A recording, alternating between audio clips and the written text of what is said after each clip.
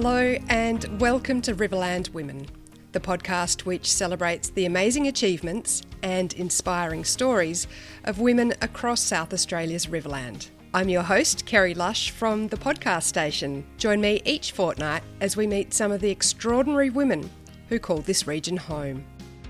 This is Riverland Women.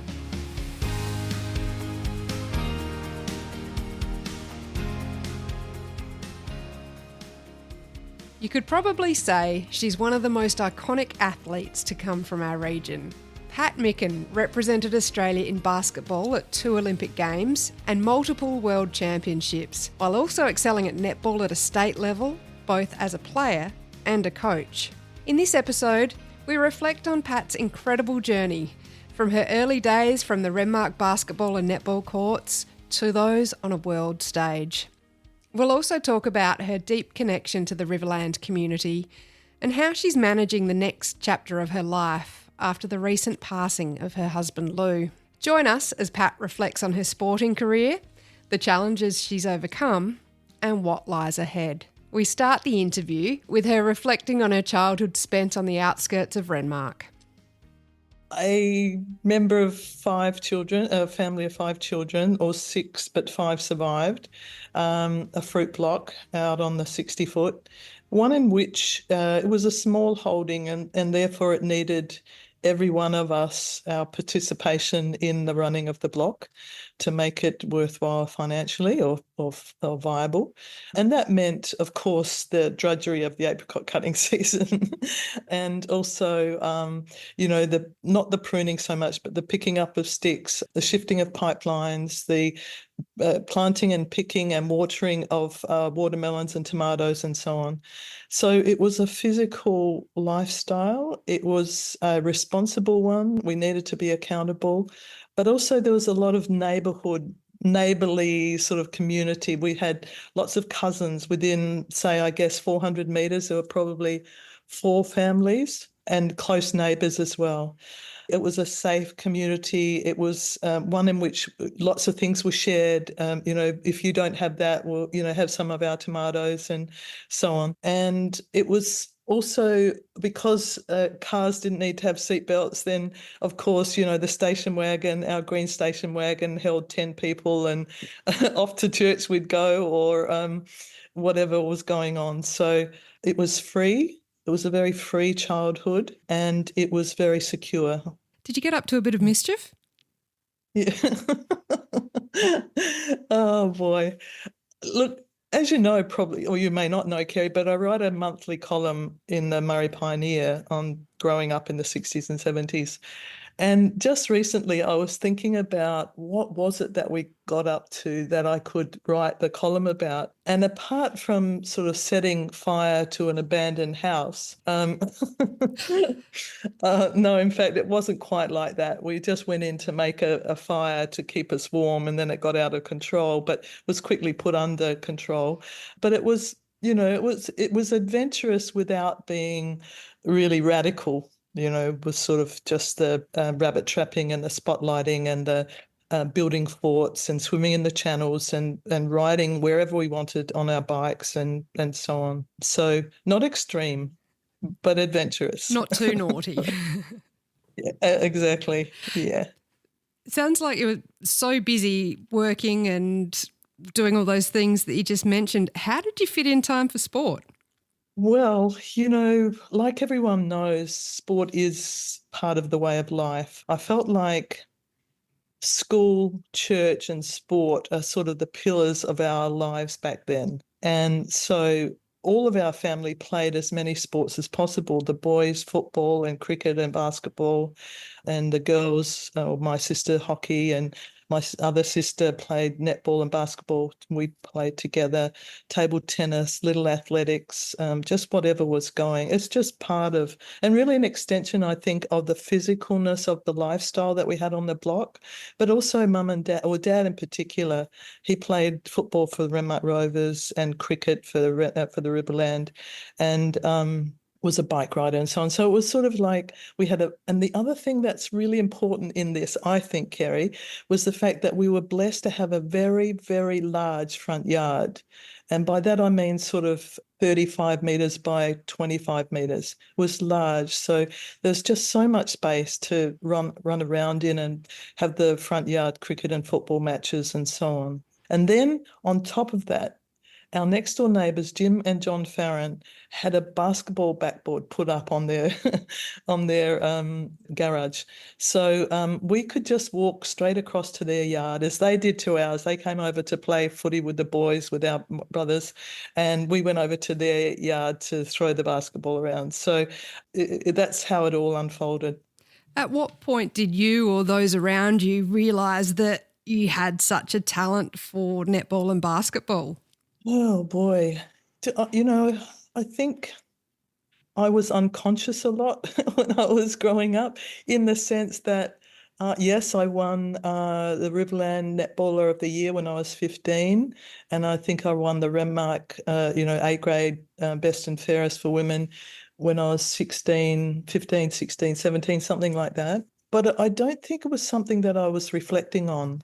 And yeah, so I can't say, oh, at that point I realised, but it was actually probably when I came to Adelaide and then started making state teams for both netball and basketball that I realised, oh, hold on, I am sort of holding my own here.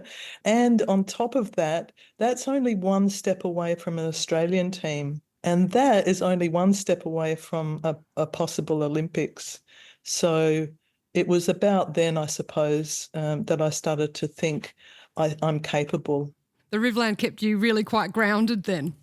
I think that's actually a fact for everyone, that wherever you go in life, I think if you meet someone that is sort of open-minded, grounded, genuine, they probably are from the country. And we could talk about a multiple of reasons why that is the case. But yes, I think the answer to that question is yes. So you left Renmark and headed to Adelaide. Was that for school or was that for sport? It probably was a bit of both. Our mum made it clear to us that she left nursing without her qualifications and could later on only return as a sort of a nursing aide and not a registered nurse. And therefore, while she was doing the work of a registered nurse, she was paid a lot less. So she made it really clear to us that we needed to get qualifications past high school. So we were all going to Adelaide one by one after we finished year 12 or matric in those days. And by then I was also coming under the notice of a few basketball people from Adelaide who would come up and have a look and, make contacts. So it was for both reasons, for school and for sport. Once you got to Adelaide, how did your sports career progress from there? It was basketball and netball. We sort of got recruited into local teams, district clubs and state league clubs. And also I made at school, I made the state schools athletics track and field team throwing the javelin. So I also was throwing the javelin with a coach in Adelaide at the time, but soon stopped that when I realised, that netball and basketball probably promised more and were more enjoyable because, team sport was calling me and not an individual sport. But yeah, so then just, it's sort of just taking steps as they come and being selected in state teams from playing state league competition. I remember at one stage I was in the state team for both netball and basketball and playing club netball and basketball, and I had 13 training sessions in the 1 week. I was dashing from one to another, and it was sort of at that point that I realised, I've got to focus on one. And as I said before, the possibility of the Olympics was the one that really drew me. Plus, I think I had a preference for playing the game of basketball. How did you fit it all in and how did you go with your study? Did that have to drop away for a little bit? No, it was sort of, I was studying to be a PE teacher, and so it sort of fitted in quite well. And I met that's where I met Jenny Cheeseman, who was an Australian basketballer, Australian softballer, Australian basketball captain, and so on, the state netballer. She was a legend. But she was also doing PE, and we became good friends, and we still are good friends. But it was just a matter, as long as you had transport, as long as you had a car, you could get to uni, you could get to training and, between trainings and so on. But it was hectic. How did you manage that stress on your body as well? Because that's a fairly intense schedule. I think I noticed it more in the first couple of years because, and I've written about this before, I was very, very homesick. And when you're not emotionally stable, I think your body gives way as well. And so I was doing having a lot of ankle injuries. And I must say it was a very big learning curve to train so intensively, because we've come from country basketball where you trained for maybe an hour and there'd be a breaks, and I remember coaching one of the B grade Chafee teams, as a fill-in coach one training session, and the players wanted to stop because a couple of them needed a cigarette. So it was sort of going from that to trainings where, with the Australian team, we were training for 2-3 hour sessions a day. And yeah, it's just a big learning curve and the body has to learn to adjust to that. But so that's what happened. You adjust as the demand requires. You picked basketball over netball in the end because of that Olympic goal. What were the steps to get there? From what used to be before the national leagues came, we would have Australian championships. So all the state teams would go to the host city, and then the Australian coach and selectors would choose a squad, and then we would have squad training camps either in Canberra or Melbourne or Adelaide, because that's where most of the squad members came from. This was the beginning in the late 70s and early 80s when the Australian Basketball Federation was starting to put more money into the women's program. And so we had more training camps, we had more assistant coaches, we even had a conditioning coach, we had a doctor actually who travelled with us. So once squad training was through, I was selected in the Australian team, my first Australian green and gold tracksuit came. It's pretty special. And so my first trip overseas with the Australian team it was a 6-week trip to Europe and then over to China. And China had invited the women's team from Australia there as part of it opening up to the West for the first time in decades. And so wherever we walked, people were agape at these light-skinned, foreign-looking, tall women. And so we were followed. Honestly, it was like a bit like bees to a honeypot. Was very weird. But anyway, great experiences. So that's how that all unfolded, the beginnings of the Australian team. So you were one of the founding members of the Australian Opals. Well, in fact, we weren't. The very first team in 1956, went to Brazil for the first World Championships. And those women, they worked 2 part-time jobs and ran chook raffles and so on to raise the money to get there. They went on a ship. It took them 12 weeks to get there. The captain put up a backboard on the deck so that they could practice on the way. They ran around the deck of the ship to stay fit. That's how they did it. So, yeah, we weren't professional by the time I came, but we were very much financially supported then. So what year was that when you went to your first Olympics? Was that 1980? It was 84. 84. Yeah. So that was LA? LA, yes. Yes. How was that? So the opening ceremony, I mean, we've just had the Olympics in Paris. What's it like to watch that on the television now and go, I was part of that a few times? Yeah, yes. It's not a memory, of course, that you allow to come to the front of your mind this many decades along. We don't do that in our lives. We don't go back to that. But certainly I revisited everything about the opening ceremony watching the Paris one. And every Olympics before this, the same thing happens. You relive the extraordinary experience, the emotions of walking into that stadium. In LA, we were outside is it the Coliseum? Anyway, well, all the athletes are waiting outside, ready to go in. The opening ceremony has already begun, and then it's the athletes' turn to walk in. And I was standing next to a young woman, 27, Debbie Wells. She was our Australian sprinter. She was at her third Olympics, and I said to her, "Debbie, what's this going to be like?" And she said, "This is going to be the greatest moment of your life." And, apart from having children, it really is up there. And you walk out into that stadium and it's sort of just like dense with this thrill and excitement, anticipation, and all the goodness of the human spirit is just pouring out of everyone. There's something really special about humans' ability to come together and celebrate collectively. The best of us seems to ooze out of us when that happens. And it was extraordinary. And I felt like, and to be honest, I have never had this experience before, but I felt like I was on air. I felt like I couldn't feel the weight of my body. I was so uplifted by it. Goosebumps were all over me, and it was just so brilliant. And then they walked around the track entirely and then went to the middle of the arena while the next 190 countries walked in. And the excitement subsides a little. But yeah, and so many other interesting things happened during the opening ceremony. For example, in LA, we all stood up and held hands and sang this song together.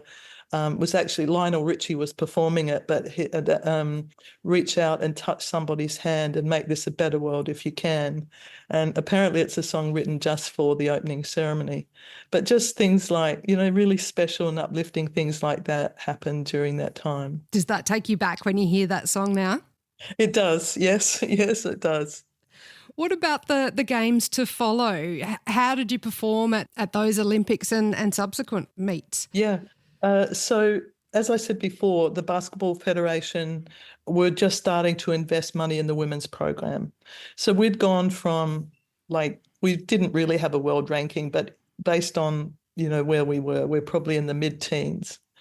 And slowly over the decade, we were starting to beat teams that previously we'd never either played or beaten. And so by qualifying for the 84 Olympics, that put us in the top 6 in the world, because only 6 teams went at that time. By 1988, we qualified in the top 8, so that expanded the numbers to 8 teams. By the end of those Olympics, the 1988 Olympics, we were 4th. We played off for the bronze medal. We lost to what was the Soviet Union then, but the team had sort of, gone up by about 10 world rankings over that period of time. And we feel like we set the springboard for the Opals to then continue on to be in the top 1, 2, or 3 of the world since then. And Noack sent me a photo today, actually, from a newspaper article of you playing at the Seoul Olympics in 1988 against Razia, I can't say the surname, Majanovic, and she looks about nearly 2 feet taller than you. Yes, I know the one. That must have been a bit daunting. Yes, that took all my might to try and, stop that, I think it was Czechoslovakian woman mountain from getting into the keyway. But I remember I had my forearm up in front of me against her back, and I'm just trying to push her away from the keyway and getting near the basket. And that's it, yeah. And I cannot see where the ball is because all I can see is her back. And yeah, that was that really told the story of the Opals versus the rest of the world, because we were so small now. But, now we have, well, Lauren Jackson's just retired, but a lot of those girls are, I have to speak in feet and inches, Kerry, so excuse me, but they're sort of the 6'5", 6'5", 6'6". So it gives us a chance against the big European teams and, of course, the very athletic and tall Americans. You just mentioned Lauren Jackson and doing a bit of research. I see you played with her mum back in the day as well. Yes, I did. Yes. Marie Jackson. Yeah, she's she was one of our few tall players, used her elbows well, took up the space on the court really well.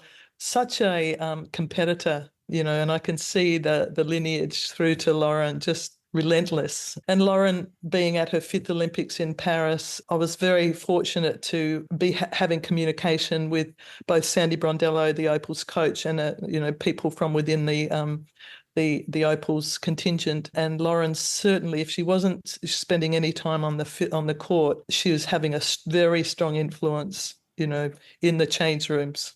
Such a mentor. And letting them know when their performance wasn't good enough. Yeah, she's incredible. What are your thoughts on the Opals these days and their recent performance at the Games? Well, they ended up with a bronze, didn't they? They did. They beat Belgium for the bronze. I absolutely love them. Absolutely. They're very precious to me. I'm no different to any of the other past Opals. We just feel something because we know that they are completely committed when they come together, although they might be playing in Europe and the United States and have very few, opportunities to come together. They take their playing for the Opals to their heart. It means the world to them. And I know they do a lot of work. Fortunately, they can still connect online. So they do a lot of culture building when they're all over the world. They can still build that culture by spending time together and doing certain, exercises that where they're sharing themselves with each other and building that togetherness. There must be so many differences compared to back in the 80s when you were playing, probably what they get paid, their uniforms, their sponsorship deals. It must just be a completely different scenario these days.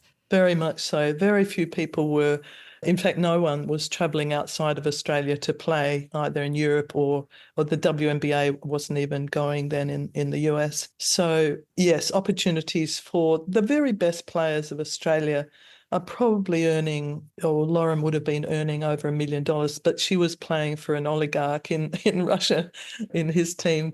So, so the best players are earning, in the close to $1 million these days.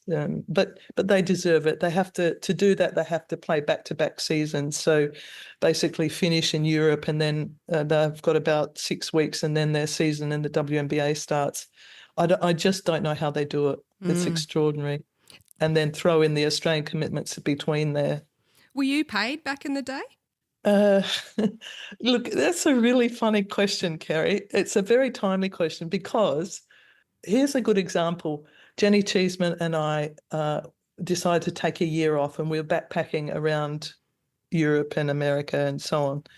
But we first went over to play basketball in England. We were going to play for a club called Southgate. And anyway, and they were going to help us find jobs and they were going to pay for us to play.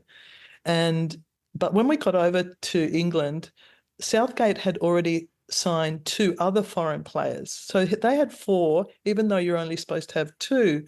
And the coach's idea was that he was just going to rotate us around so that, we played 2 games out of 4 each. But we didn't really want that. So Crystal Palace didn't have any foreign players. So we asked the English Basketball Association for a clearance to go to Crystal Palace, and they wouldn't give it to us. So then Crystal Palace took the English Basketball Association to court, and we lost that. So they then took it to the High Court of London, where the judge said, I would rule in your favour, but you would have to demonstrate that you are getting paid to play, and therefore I could make a decision based on restraint of trade. But of course, if we knew that if we did that, we lost our amateur status and we could not play basketball for Australia. So that's the story of that time, the early 80s. The amateur status was still there.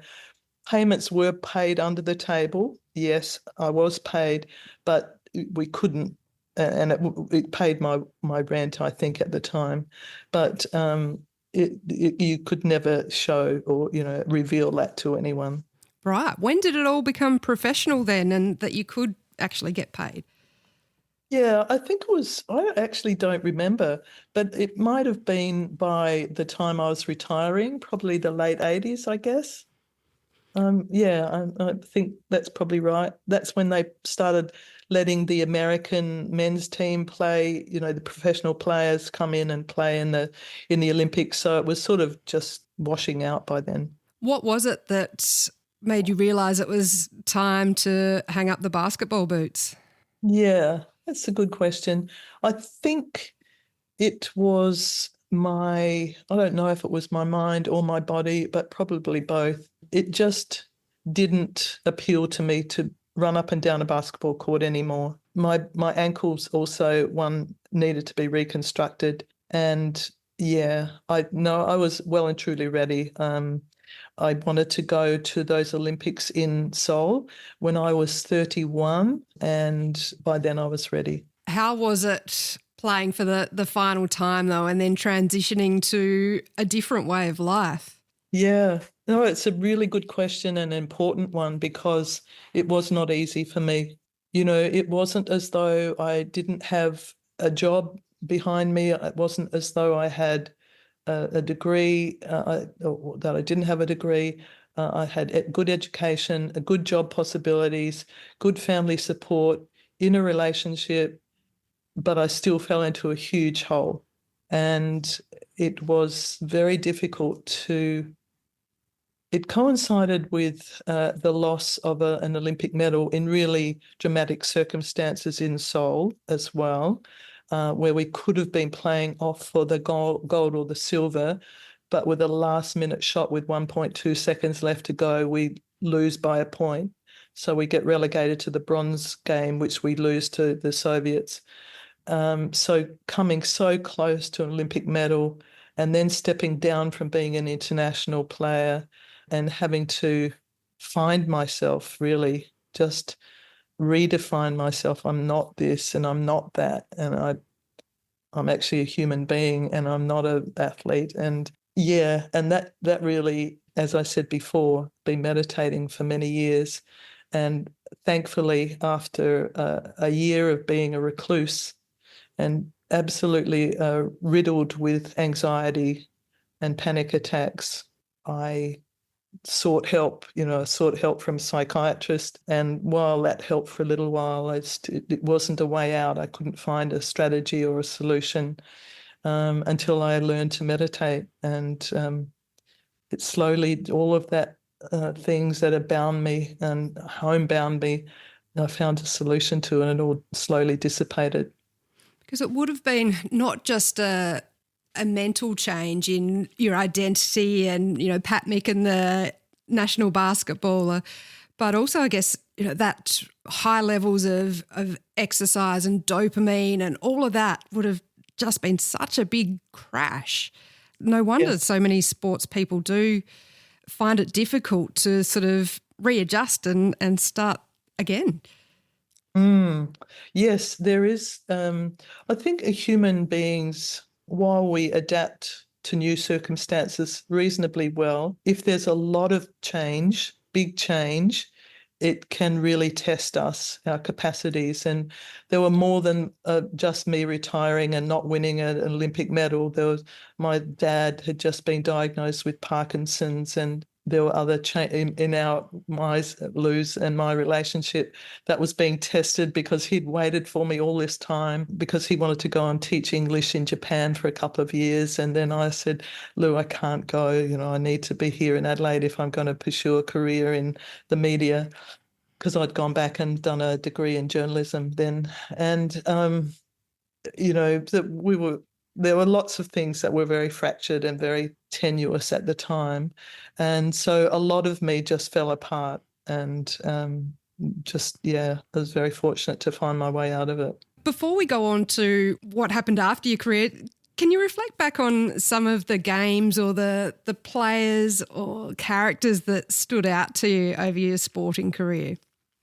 Yes. There are sort of circumstances that are weird and funny and just, but I guess it's a bit like having to be there when to appreciate the funny things. But Jenny Cheeseman probably stands out. I know I've used her name a bit, but she used to be able to fall to sleep at the drop of a hat. And sometimes we'd be on long bus rides and sometimes we'd be on long plane flights and so on. But one time we were in China and we had a day off and we were going to the Forbidden City, I think, and it required everyone to be very well dressed. You couldn't have limbs exposed. Women couldn't have, you had to dress respectfully. And so I think it was pretty warm and we all sort of had clothes to put on, which we did while the bus was pulling in. And then we got out and Jenny's sort of clambered out. She's woken up and clambered out and was sort of undressing and dressing while the bus moved away. And right on the other side of the bus was this great big line of Chinese people who were waiting to go in to see the tomb of Mao Zedong. And and she was pretty exposed at that point. Just, yeah, funny things and we'd set people up. One time I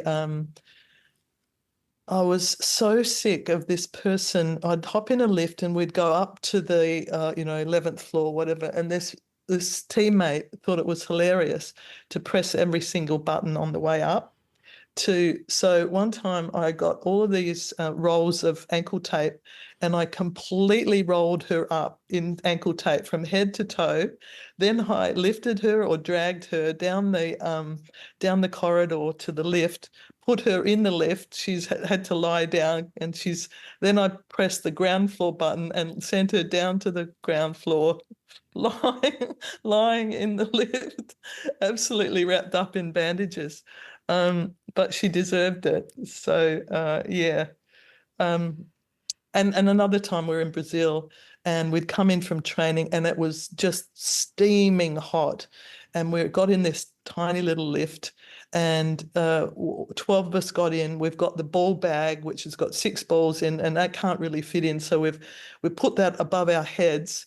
And then one small Brazilian hotel maid, got in the lift with us, and that seemed to be enough for the lift to go up halfway up the floor and stop. And there we are, in this lift. We're all jammed up and can't breathe properly, and now we're stuck in this lift. And that's when a few of us discovered that we've got claustrophobia. But yeah, just lots and lots of different experiences that those countries throw up. What about back in your Riverland days? Are there any games or players that really stand out from your time playing back here?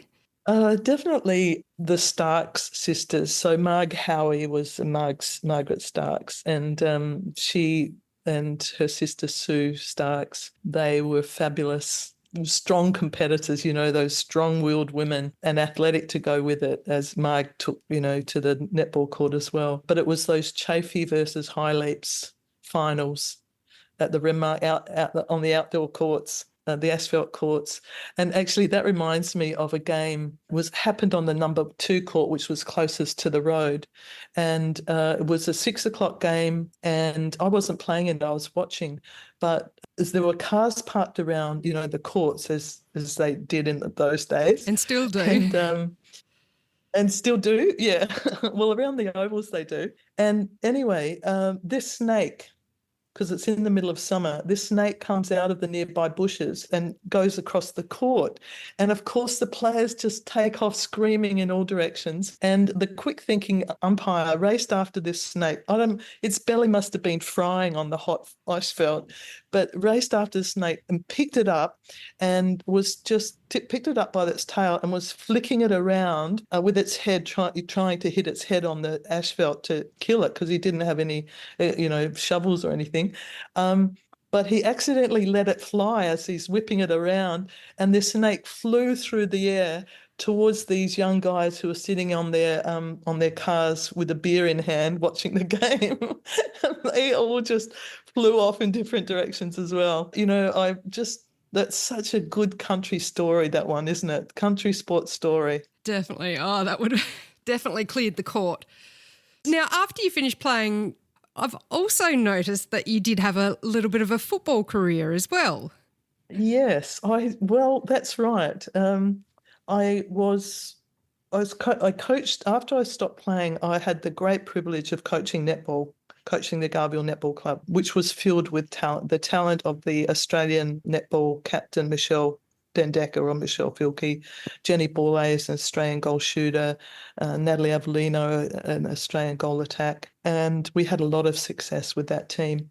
And there was this very intense Garville Contacts rivalry, which would, when we came to finals, would absolutely fill the stadium.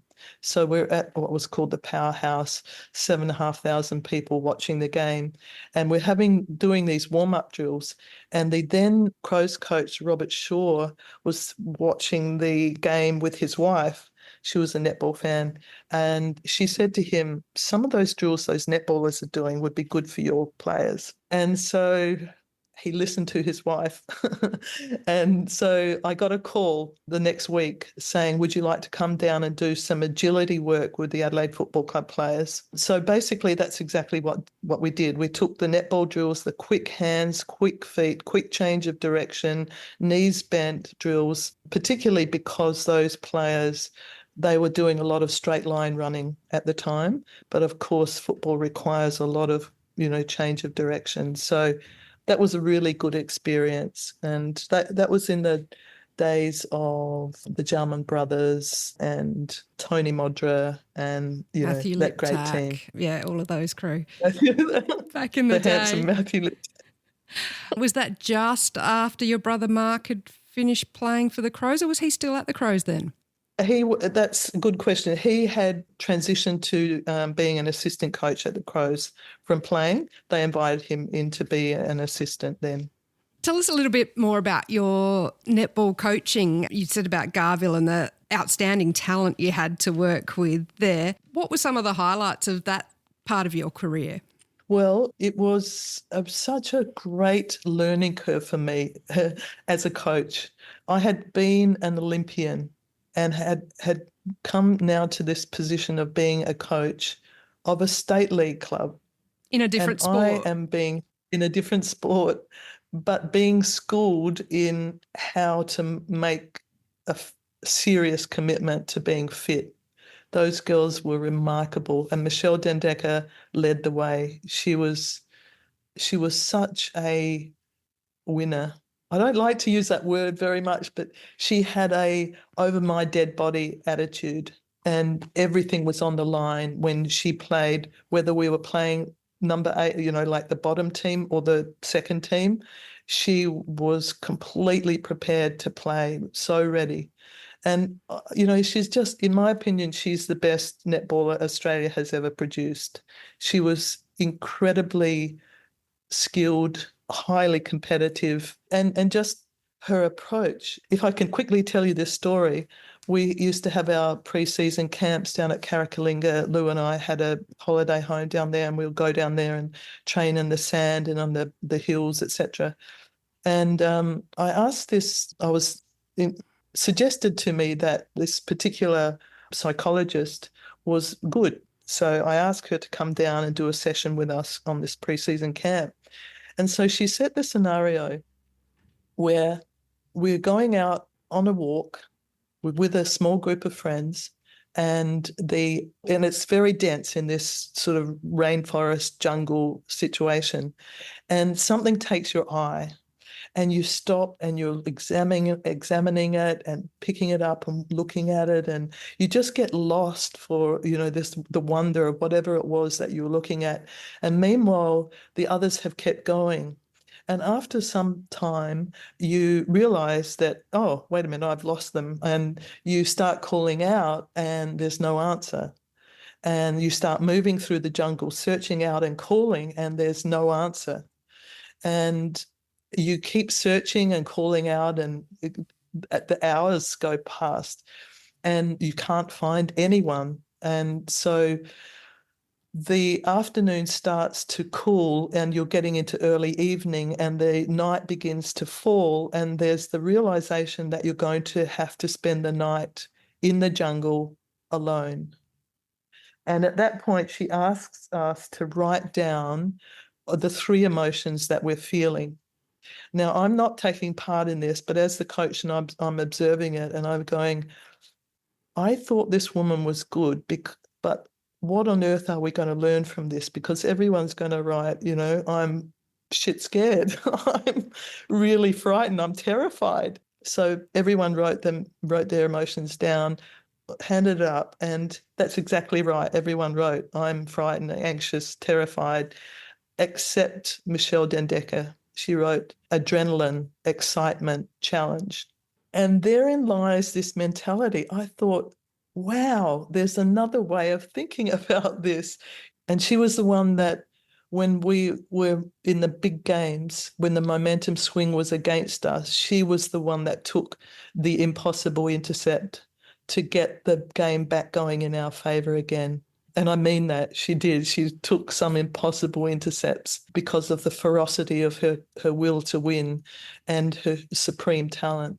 And so we had great triumphs. We won the state league against Contacts, which traditionally had this rivalry where there was only one or two goals that separated them in the final score. But they were almost taking it year by year. Contacts one year, Garville the next, and we ran 4 in a row. And we also won the Prime Minister's Cup in Canberra, in Sydney, when Paul Keating was Prime Minister.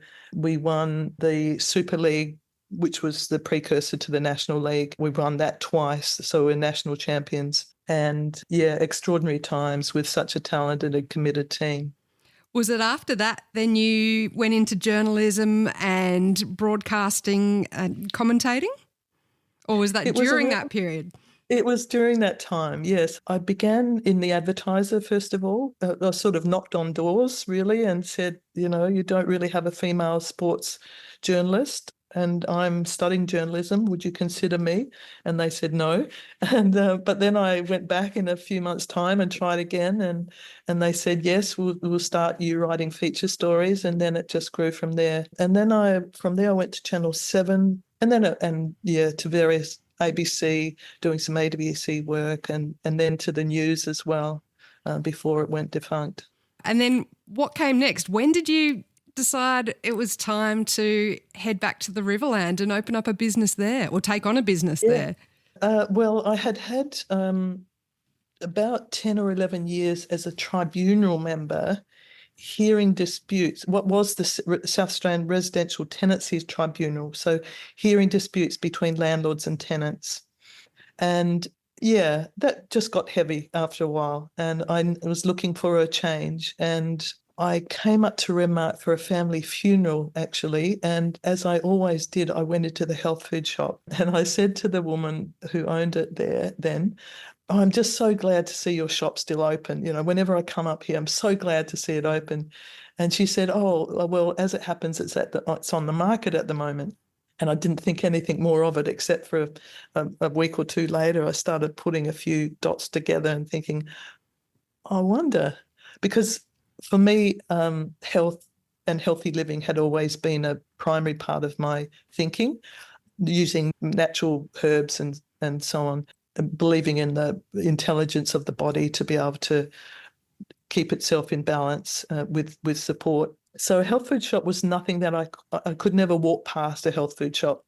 And my husband couldn't walk past Bunnings or bookshops. For me, it was always health food shops.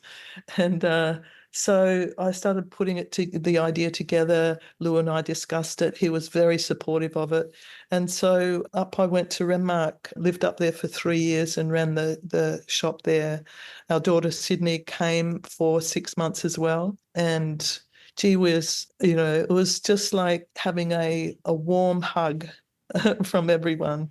It was just wonderful to be amongst people that I've known my whole life, although there might be a 40-year gap, but it didn't matter at all. And I have to say it, Kerry, if you don't mind me telling you this story, and I have said it before, this is what I think it means. So when Mum was alive, I had the privilege of traveling with her, and we went to Sydney one year because she'd never been there before. And I asked her where she wanted to go next, and she said back to Renmark. And so when we went up there, as we always did, we'd drive out to the 60-foot to see our old house and the old block and just be around it. And on the way up there, I admit to stopping on the side of the road and stealing a couple of oranges off somebody's very bountiful trees, orange trees. And anyway, so peeling these oranges with my fingernails for the first time, with my fingers in such a long time, and all the juice is dripping down my forearms and so on. And so we enjoy those oranges on the side of the road. And then we drive on to where our house is. And I've got sticky fingers by now from the orange juice. So there was under vine sprinklers were going at the time on the block. And so I got out of the car and walked over there, and I squatted down on the ground and just washed my hands with the water. And tears just suddenly streamed down my face, as in a most completely unexpected way. And I didn't have any real understanding of what it was until I reflected later about that such a deep connection with the soil and the water and the crops and the vicinity of it sits so deeply in me, and being so closely connected to it in that manner, in that moment, it just brought such strong emotions for me. So going back to Renmark was in a way fulfilling something. There was something that was drawing me back to maybe a feeling of incompletion or something, because I was so homesick when I left at 17. I don't know whether it was that or not, but I remember when I was in Renmark for those 3 years in the shop, I'd quite often go for walks, and tears would just come again and again and again, just in the most, unaesthetic looking low-lying scrub. But it was just something deep inside me that's connected to that. Those sounds and those smells and those core memories, I suppose, coming back as well of your childhood spent out on the blocks. Yeah, exactly right. And none of it was sad. It wasn't sad tears. It was just something really meaningful and at the core of my life. Now, what happened next with the shop? You sold up and headed to Adelaide. So I guess what's life like now? I know you've had a fair bit going on this year with sadly the loss of your husband, which I'm so sorry to hear. How are things going for you now? Yeah, thank you. Yes, it's one of those just things that you can never explain. Losing someone healthy, Lou never had any medical background at all. When he was in hospital, the doctors would take his medical history and he'd be saying no to everything. And the doctors would shake their head going, "What are you doing here then?" Hardly even had a tooth filling or never got a cold, and suddenly he's just not here anymore. So sometimes it still feels very surreal. But it's going okay now. I'm finding my balance again slowly. And also I'm very, very blessed because I'm able to work from home. So I've started a small business, I suppose, writing people's life stories.